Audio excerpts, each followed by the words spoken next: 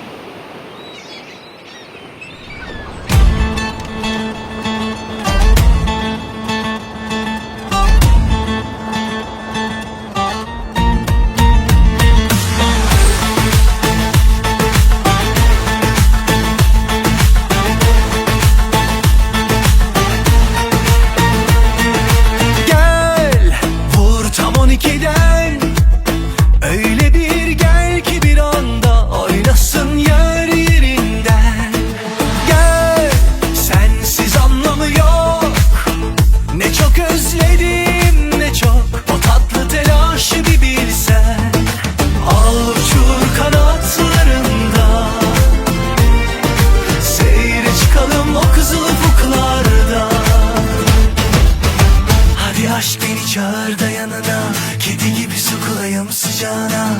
Beni sar sarmala da sonra at kuytularına at emin. Hazırım razıyım dünden, varım her şeyine senin ben. Beni korlara ver istersen, yakacaksan sen yak beni. Hadi aşk beni çağır da yanına, kedi gibi sokulayım sıcağına. Beni sar sarmala da sonra at kuytularına at emin. Hazırım razıyım dünden, varım her şeyine senin ben.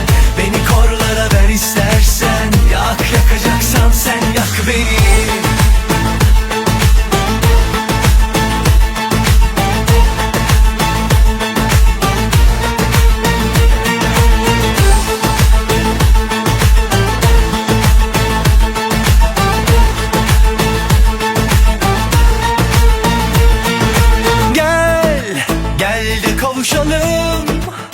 Renk renk gök kuşaklarından hayallere yelken açalım.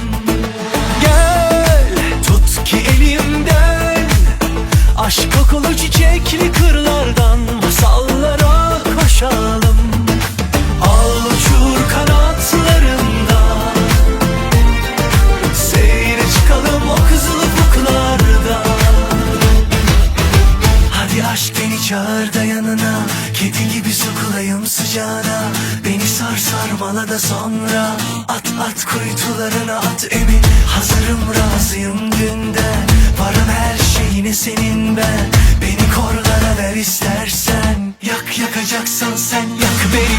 Hadi aşk beni çağır da yanına, kedi gibi sokulayım sıcağına. Beni sar sarmala da sonra at kuytularına at emin. Hazırım razıyım dünden, varım her şeyine senin ben. Beni korlara ver istersen, yakacaksan sen yak beni.